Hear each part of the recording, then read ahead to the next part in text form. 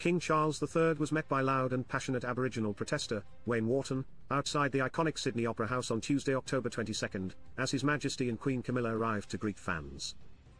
BBC footage shows Wharton shouting "He's a king of thieves and you have the blood on your hands" of invasion to crowds, who responded with chants of "God save the king." Wharton is then arrested after refusing a police order to move on, shouting "You don't win" as he is escorted away by police, the BBC shared.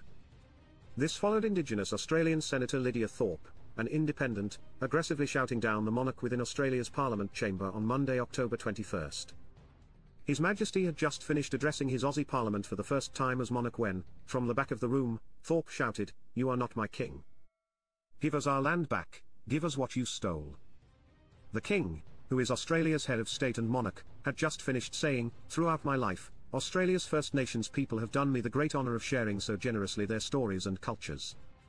I can only say how much my own experience has been shaped and strengthened by such traditional wisdom." Both royal fans and critics took to X to let their feelings be known. One commenter said, "What a crazed loon, and she was actually put into office by people, not looking good Australia." Someone else quipped, "You can always get a good laugh for the day when the down with the crown crazies are out and about." A third said, "So glad to see an actual elected official voice what many of us feel but are silenced in saying." Many royal analysts have praised the king for not reacting to any of the protests, and one went so far as to suggest he understands their anger. Royal expert Richard Fitzwilliams shared, "It's absolutely essential in my view that the sensitivities in different countries are observed. If you look, for example, the last time William and Catherine sadly went abroad, was in March 2022 to the Caribbean. It wasn't successful because of the issues, although I think it was wrong, and they were hypersensitive, particularly with demands for reparations."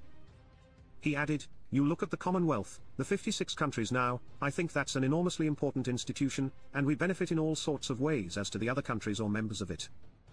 About the tour, the Buckingham Palace press office stated, "The King's visit to Australia will be His Majesty's first to a realm as monarch, whilst the Commonwealth Heads of Government meeting in Samoa is the first the King will attend as head of the Commonwealth."